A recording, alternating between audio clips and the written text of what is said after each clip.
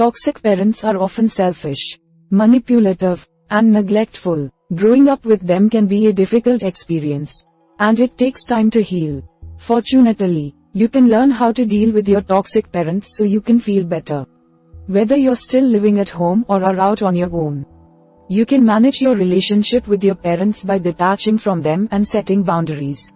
Additionally, you'll need to work through your feelings and learn to care for yourself. So, we are going to watch about the how to deal with toxic parents. Method 1. Emotionally detaching from your parents. First is avoid taking responsibility for their feelings or needs. Your toxic parent may use guilt to manipulate you into doing what they want. However, you aren't responsible for making them happy. Don't do things just to please them or sacrifice what you want to make them happy. For instance, your mom may expect you to drop what you're doing and comfort her whenever she's upset. Don't feel obligated to do this. You might say, I need to finish my homework right now. I'll come listen to you when I'm finished, or, I have my own responsibilities to take care of. I can give you 10 minutes, but that's it. Step 2. Accept that you cannot change them. While you likely want your parents to start treating you well, it's not possible to change someone else. The only person you can change is you. Stop trying to get them to change. Instead, focus on what you can do to feel better about the relationship. For example, you may wish that your parents wouldn't criticize you for not having perfect grades. They likely won't stop this behavior, so it may be better to ignore them. Then, talk to your teacher about the efforts you are putting into the class and let them give you positive feedback. Step 3. Stop taking what they say to you personally. Your parents may say some really hurtful things to you, and it's natural to believe what your parents say. However, their hurtful words are really about them, not you. When they say something mean to you, remind yourself that it's not accurate. Then, tell yourself something nice.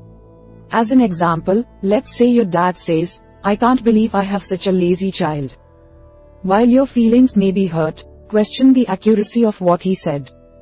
List the reasons why it's not true, such as, I work hard in school, I keep my room clean, I do well at my job, or, I'm pursuing a goal. Tell yourself something like, I know I'm not lazy because I work so hard at school.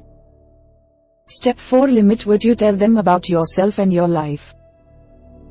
Your toxic parent may use what you say against you. Instead of confiding in them, talk to someone you can trust, like a friend or relative. Just make sure you pick someone who won't report what you say to your parents. For example, you might not tell your parents that you've started seeing someone new or that you've had a disagreement with an old friend. Finally, plan an exit strategy for when they're mistreating you. If you live with your parents or spend time with them around the holidays, it's likely that you'll encounter a tough situation. Make a plan in advance for how you'll get away from them. You might make up a story, make other plans, or find somewhere you can go to be alone. For example, excuse yourself to the bathroom. Pretend like you're getting an important call or text. Or tell them you have somewhere to be. You might say, oh, no. I forgot that I have to do a group project today. I've got to get over to Sarah's house so I don't get a bad grade.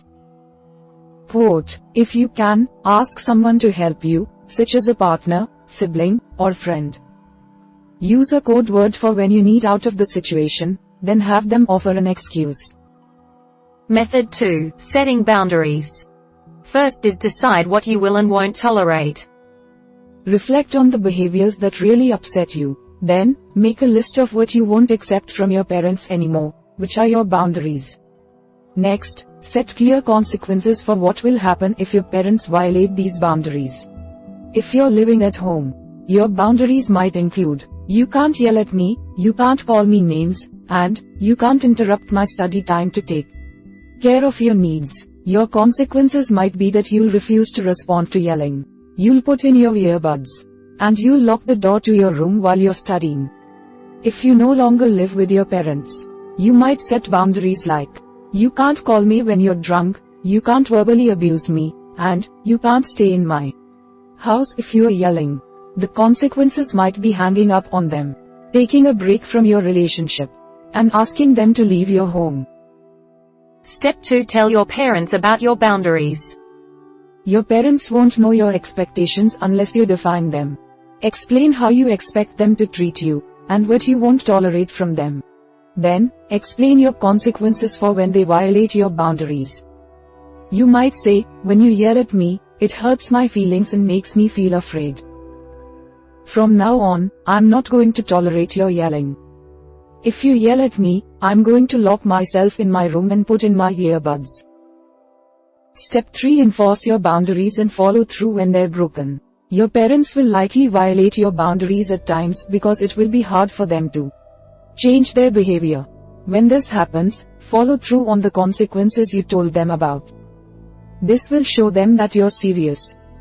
For example, if you told your parents that they cannot call you when they're drunk but they do it anyway, hang up as soon as you realize they're drunk. Similarly, if you told your parents that you'll walk out if they start to criticize you, leave the room as soon as they start doing it. Step 4. Reach out to a relative or authority figure if your parent is angry or violent. It may feel impossible to find help, but it's not okay for your parent to abuse you. This includes both verbal and physical abuse. If your parent gets upset or refuses to leave you alone, get yourself to a safe spot and call someone you can trust. If you feel like there's no one you can call, tell a trusted teacher, school counselor, or mentor who can help you. For example, you might hide in the bathroom and call your aunt. You might tell her, "My mom is screaming at me and banging on the door. Can you please come help?" Quote, "It's possible that the first person you talk to won't understand how serious the problem is. If this happens, reach out to someone else. Finally, take a break from them if you need it. Sometimes you need to get away from your toxic parents so you can heal. Don't be afraid to cut them off for a while, if you need it. Block their calls and unfollow them on social media. Give yourself time to relax and heal. Identify places you can go to be alone if you still live with them. For example, you might hide in the bathroom or create a comfortable cubby in your closet. If you can, make arrangements to spend time with other family members or with your friends. Method 3. Working through your feelings. First is allow yourself to grieve the loss of the relationship you wanted. It's okay to feel sad about what happened and to feel like you missed out on a typical parent-child relationship. Let yourself feel the emotions that come to you, like sadness and anger.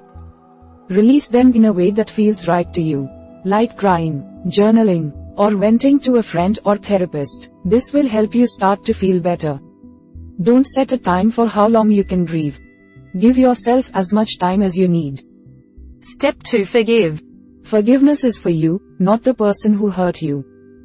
When you're ready, acknowledge that your parents were wrong but that they're only human. Accept that the past cannot change, and forgive them for their actions. You might say, "I forgive you for the past. In the future, I hope our relationship will be better." Quote, you don't have to tell them you forgive them if you don't want to. You might prefer to write it in a letter and then destroy the letter. Finally, work with a therapist to process your feelings and learn ways to cope. Your therapist can help you identify your feelings and learn how to release them. They'll teach you mental strategies for improving your life and how you relate to others. Additionally, your therapist will help you learn how to deal with your parents moving forward. Look for a therapist who's experienced in dealing with toxic family dynamics.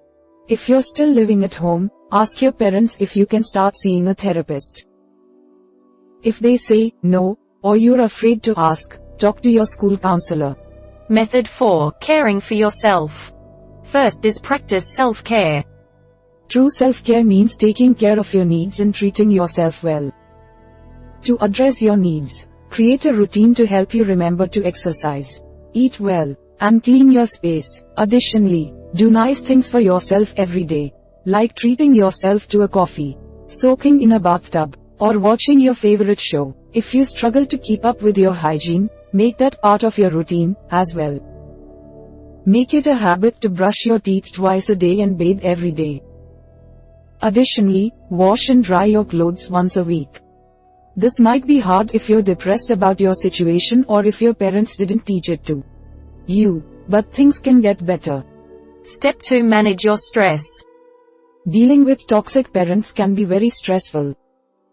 Create a go-to list of ways you can release your stress and feel better. This will help you enjoy your life more and will prevent a buildup of harmful emotions. Here are some ways to relieve stress. Meditate for 10 minutes. Write in a journal. Exercise. Play with your pet. Color in an adult coloring book. Use aromatherapy. Make some art. Step 3. Live how you desire without worrying about what your parents want. Your parents' expectations of you can weigh heavily, but you aren't responsible for being the person they want you to be. Instead, decide on what you value in life, and set goals you want to accomplish. Focus on living according to these values and goals that you've developed for yourself. It's normal to grow and change as you get older, so check in with yourself often to make sure you're happy with the path you're on. For instance, you might decide to pursue a college major that interests you instead of doing what your parents want. Similarly, you might decide that you don't want to have children even though your parents expect grandchildren. Finally, talk to other people who've dealt with toxic parents to gain support. Look for a support group that meets in your area, or join an online forum. Swap stories with people who've gone through something similar to you, and take their advice when it feels right to you. This can help you feel better about your situation. Only you know what is right for you. Listen to what others have to say, but know that it's okay for you to make the choice that works for you. We hope it is useful to you. Please subscribe to our channel to upskill yourself.